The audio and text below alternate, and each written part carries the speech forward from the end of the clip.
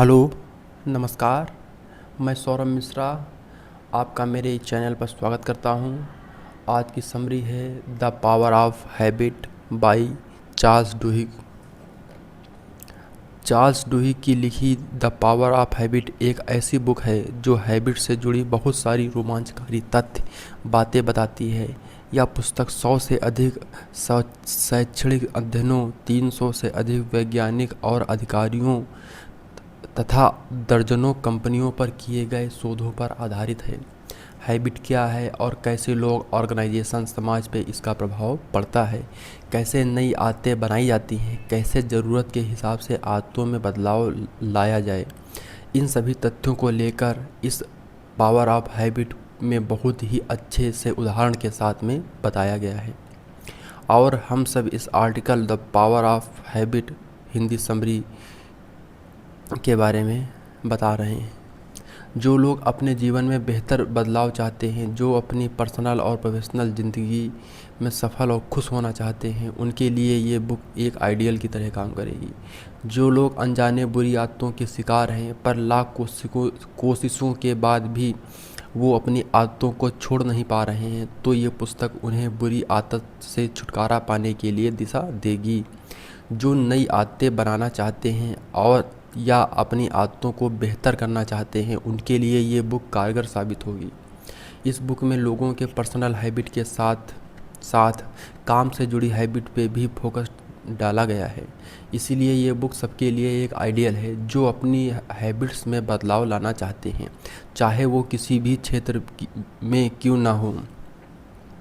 इस पुस्तक को 3 भागों में बांटा गया है। नंबर एक इंडिविजुअल हैबिट, व्यक्तिगत जीवन में आदतें कैसे उभरती हैं, नई आदत बनाने की तरकीब क्या है। ऑर्गेनाइजेशन हैबिट, सफल कंपनी और संगठन की आदत कैसे बनती है। सोशलाइज हैबिट, समाज की आदतें कैसे होती हैं और उसका प्रभाव क्या असर करता है। एक नज़र लेखक पर। द पावर ऑफ हैबिट के लेखक चार्ल्स डुहिग, वो एक अमेरिकी पत्रकार और नॉन फिक्शन लेखक हैं। वे द न्यूयॉर्क मैगजीन में काम कर चुके हैं। वो आदतों और उत्पादकता जैसे विषयों पर 2 किताबें लिख चुके हैं और ये किताबें हैं द पावर ऑफ हैबिट और smarter faster better. The power of habit के जरिए न्यूयॉर्क टाइम्स पुरस्कार विजेता चार्ल्स डुहिग हमें आदतों के वैज्ञानिक अध्ययन की एक ऐसी दुनिया में ले जाते हैं जो न सिर्फ रोमांचकारी है बल्कि आश्चर्यजनक भी है। चैप्टर 1, आदतों का फंदा, आदतें कैसे विकसित होती हैं। हम इंसान रोज़मर्रा के कई काम ऑटोमेटिक करते हैं, जैसे ब्रश करना, नहाना, नाश्ता करते करते टीवी देखना या न्यूज़पेपर पढ़ना। कुछ काम इतने ऑटोमेटिक होते हैं कि ना जाने अनजाने हम उस काम को रोज़ दोहराते हैं और ऐसे लगातार कामों की आदतें कही जाती हैं। काम करने के इस क्रम को ऑटोमेटिक रूटीन में बदलने की प्रक्रिया को चंकिंग कहा जाता है। ये सभी प्रकार की आदतों का आधार है। आदतें हमारे दिमाग की एनर्जी बचाने और सभी कामों को कुशलतापूर्वक करने में मदद करती हैं। पहले कोई भी काम करने में ज़्यादा मुश्किल और ज़्यादा दिमाग की खर्चा होती है। शुरू में हमें ज़्यादा ध्यान लगाना पड़ता है, ज़्यादा मेहनत करनी पड़ती है, पर जैसे जैसे हम उस काम को दोहराते हैं तब हमें उस काम की आदत पड़ जाती है और कम मेहनत और ध्यान लगा के भी वो काम हो जाता है। एक रिसर्च में ये पता चला कि ज़्यादातर हमारे दिन भर के काम में 40% हम आदतों के हिसाब से करते हैं। आदतें कैसे बनती हैं। किसी भी प्रकार की हैबिट को 3 भागों में बांटा जा सकता है। क्यू, इशारा, रूटीन, नियमित करना, नियमित क्रिया, रिवार्ड, इनाम। क्यू या इशारा जो किसी आदत की याद दिलाता है। जैसे कि अलार्म बजता है, आप झट से जग जाते हैं, आपका दिमाग आपको अलर्ट कर देता है। अलार्म बजना और आपका जागना क्यू है। क्यू मिलते ही आप जो काम करते हैं उसे रूटीन कहा जाता है। जैसे कि आप अलार्म बंद करके बिस्तर से उठ जाते हो और बाथरूम की ओर चले जाते हो और ब्रश करने में ब्रश करने लगते हो और यह आपका नियमित क्रिया और रूटीन हुआ। बाथरूम ब्रश करना और उसके बाद फ्रेश आप महसूस किए, वो आपका रिवार्ड हुआ। तो काम करने के बाद में जो फीलिंग आती है उसे रिवार्ड कहा जाता है। कोई भी आदत, क्यों, रूटीन, रिवार्ड इसी लूप में चलती है और ऐसे ही आदत बनती है।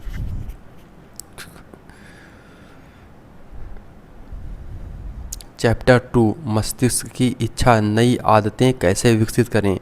हम कोई भी काम या आदत तभी करते हैं जब उस काम के लिए क्रेविंग या इच्छा होती है।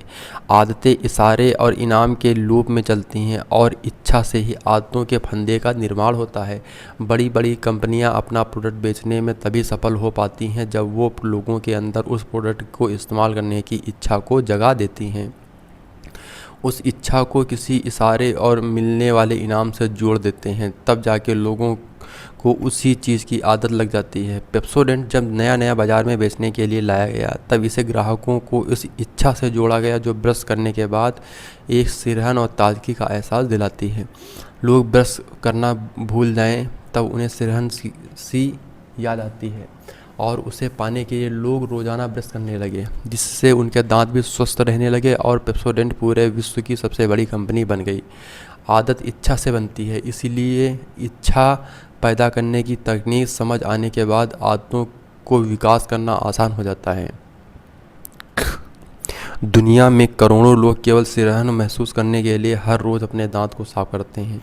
हर सुबह करोड़ों लोग अपनी जॉगिंग वाले जूते पहनकर जॉगिंग करते हैं, क्योंकि उनमें जॉगिंग से होने वाले एंडोर्फिन्स के संचार की इच्छा पैदा हो चुकी होती है। नई आदत कैसे बनाएं? अगर किसी भी आदत को बनाना चाहते हैं तो एक इच्छा से जोड़ दीजिए। आपको वो आदत क्यों बनाना है, क्यों पाना चाहते हो, उस बात को क्लियर करें, तभी आप उस नई आदत को शुरुआत कर पाएंगे। उदाहरण के लिए, आप रोज़ वॉकिंग आदत डालना चाहते हैं तो इसके पीछे की इच्छा क्या है? क्योंकि इससे आप फ्रेश महसूस करना चाहते हैं और आप हेल्दी रहना चाहते हैं। और इसके साथ आप उस आदत के लिए क्यों रखें जो सिंपल, साफ, सीधा हो, जैसे कि सुबह उठकर शूज पहनना, वॉक के लिए निकल जाना। तो क्यों आपका सुबह का टाइम और सामने रखी शू हो सकती हैं। इसके साथ ऐसे रिवार्ड रखें जो बिल्कुल क्लियर हों और उस रिवार्ड को आप सच में पाना चाहते हो। उदाहरण के लिए, वॉक से आते ही आपका फेवरेट स्मूथी बनाकर पीना या फेवरेट गेम खेलना। चैप्टर 3, आदत परिवर्तन का सुनहरा नियम। परिवर्तन क्यों होता है? किसी आदत को पूरी तरह से छोड़ा नहीं जा सकता, खासकर किसी भी बुरी आदत को छोड़ना मुश्किल होता है। पर अच्छी खबर यह है, किसी भी आदत को एक अच्छी आदत के साथ बदला जा सकता है। उदाहरण स्वरूप, कई लोग जब तनाव में होते हैं तो सिगरेट या शराब पीने लगते हैं, क्योंकि सिगरेट या शराब पीने से मिलने वाली रिलैक्सेशन उनका रिवार्ड होता है। तो ऐसे समय में कोई तनाव वाली स्थिति आती है तो उन्हें सिगरेट या शराब पीने की लालसा होती है। तो इस लत को छुड़ाने के लिए रिसर्चर ने उन लोगों को एक ऐसी एक्टिविटी करने को कहा जिससे उनके सेम तरह की रिलैक्सेशन महसूस हो, और एक्टिविटी था मेडिटेशन या पुशअप करना, फिर किसी भी ऐसे व्यक्ति से बात करना जिससे उन्हें अच्छा लगे। ऐसे कई रिसर्च में लोगों की बुरी आदतों को अच्छी आदतों से बदला गया और लोग एक बेहतर ज़िंदगी जीने में सफल हुए हैं। तो अगर आप कोई भी आदत छोड़ना चाहते हैं तो आदत के इशारे को पहले समझें कि कब तक उस आदत की लालसा होती है और इस आदत को दोहराने के बाद कैसा महसूस होता है।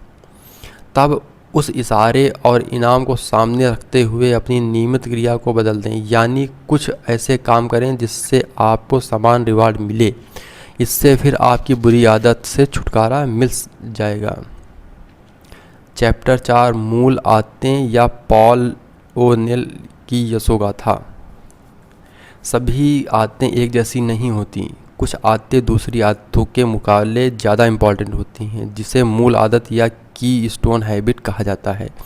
अगर मूल आदतों में काबू पाया जा सके या बदलाव लाया जा सके तो ये बाकी आदतों में से अच्छे बदलाव लाते हैं।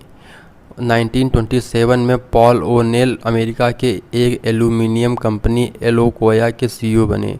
तब कंपनी के निवेशकों को उन पर संदेह हुआ। एक मीटिंग के दौरान पॉल ने कहा, कंपनी के मुनाफे को बढ़ाने के बजाय वर्क प्लेस सेफ्टी को अपनी पहली प्रायोरिटी बनाएंगे। तब निवेशकों को ऐसा लगा कि पॉल बची कुची कंपनी को और बर्बाद कर देंगे। पर पॉल इस बात को जानते थे कि किसी भी कंपनी को बदलने के लिए सबसे पहले उसकी आदतों को बदलना होगा। तब वो वर्कर्स की सेफ्टी और प्रायोरिटी देना शुरू किए।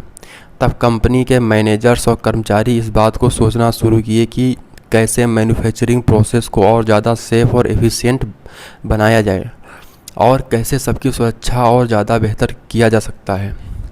इसका रिजल्ट ये हुआ कि कंपनी की मैन्युफैक्चरिंग प्रोसेस पहले से बहुत बेहतर हो गई, कर्मचारियों का आपसी तालमेल बहुत बेहतर हो गया और कंपनी एक प्रॉफिटेबल कंपनी बन गई। निवेशकों के संदेह के बावजूद पॉल अपने बदलाव में सफलता मिली। सन 2000 में जब पॉल कंपनी से रिटायर हुए तब कंपनी की आमदनी 5 गुना ज़्यादा बढ़ चुकी थी। की स्टोन हैबिट किसी भी व्यक्ति के जीवन में सकारात्मकता बदलाव ला सकती है। कई डॉक्टरों को परेशान होती है कि जब वो अपने मरीजों को मोटापे से ठीक होने की कोशिश करते हैं, क्योंकि मरीज स्ट्रिक्ट रूटीन और डाइट के लंबे समय तक फॉलो नहीं कर पाता और अपनी पुरानी आदत में वापस आ जाता है।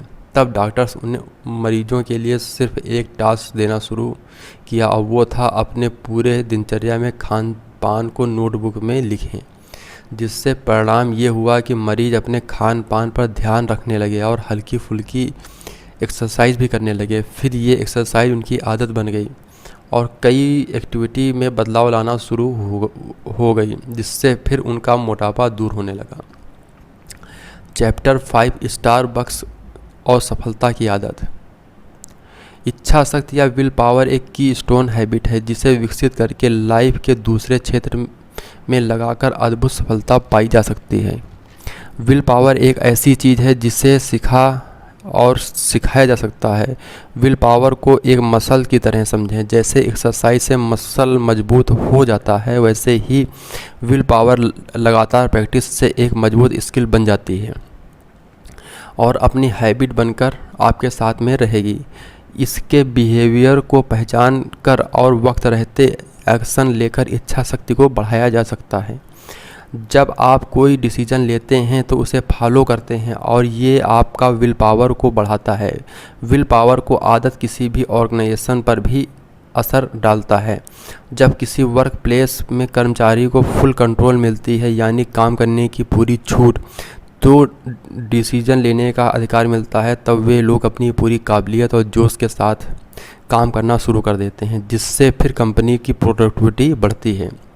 स्टारबक्स एक ऐसी सफल कंपनी है जो अपने कर्मचारियों में विल पावर को मजबूत करने के लिए बेहतरीन ट्रेनिंग देती है। वो सिखाती है कि कैसे अपने काम पर फोकस करना है, कैसे अपने इमोशन पर काबू रखना है। स्टारबक्स ने देखा कि कस्टमर को अच्छी सर्विस देने के लिए एम्प्लॉयज़ में विल पावर और सेल्फ डिसिप्लिन की ज़रूरत है। इसीलिए स्टारबक्स लाखों डॉलर खर्च करके एम्प्लॉय को ट्रेनिंग देता है और उन्हें नई आदत बनाने के लिए मदद करता है।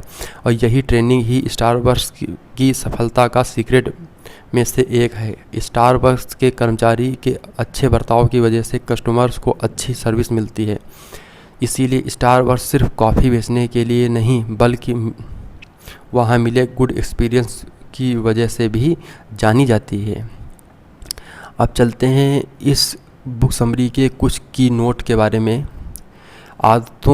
आदतें इसलिए बनती हैं क्योंकि दिमाग एनर्जी बचाना चाहता है और अपना ध्यान आराम करने या किसी दूसरी ज़रूरी काम में लगाना चाहता है।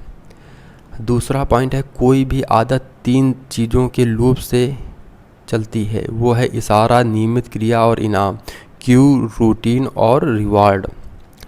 नेक्स्ट है, अगर कोई आदत छोड़ना चाहते हैं तो उसे किसी इच्छा आदत से बदल दें। बुरी आदत को छोड़ने के लिए इशारा और इनाम सामने रखते हुए बस नियमित क्रिया को बदल दें।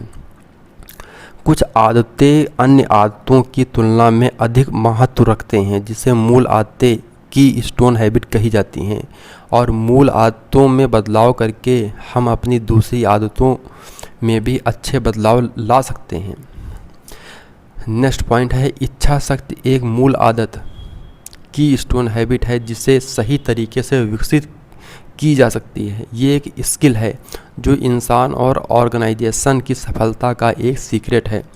जब आप किसी भी नेक्स्ट पॉइंट है, जब आपको किसी बुरी आदत का पता चले तो उसे बदलने की जिम्मेदारी आपकी ही होती है।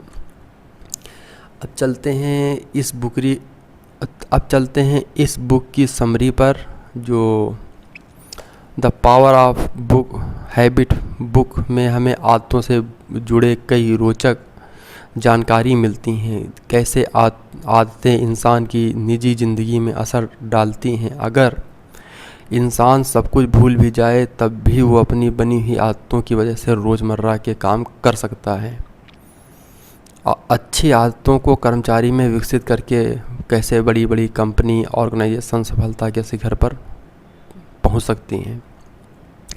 ये बातें हमें इस बुक से सीखने को मिलती हैं। यहाँ तक लोगों की किसी भी आदत के इशारे को देखकर कंपनी के अपने नए प्रोडक्ट को बेच भी सकती हैं। तो रियल बात ये है कि आदतें हमारे जीवन का बहुत ज़रूरी हिस्सा हैं। इसीलिए सफल और खुशहाल जीने के लिए अच्छी आदतों का होना बहुत ज़रूरी है, क्योंकि जैसे आदत होती है वैसा इंसान एक्शन लेता है। इसीलिए खुद में अच्छी आदतों को डालिए। कैसे आदत डालनी है, कैसे बुरी आदत छोड़नी है, ये बुक कई सारे रियल और रोचक कहानियों के साथ हमें बताती है। तो परेशान ना होकर धीरे धीरे कदम बढ़ाइए और खुद में अच्छे बदलाव लाइए। आशा है आपको the power of habit book summary बहुत पसंद आई होगी और इससे आपको प्रेरणा मिली होगी। तो इस बुक समरी का सारांश यहीं पर समाप्त होता है। मैं सौरभ मिश्रा आपको धन्यवाद देता हूं। आपने इस समरी को सुना और आशा करता हूं कि आप अपनी आदतों में बदलाव लाएंगे। धन्यवाद।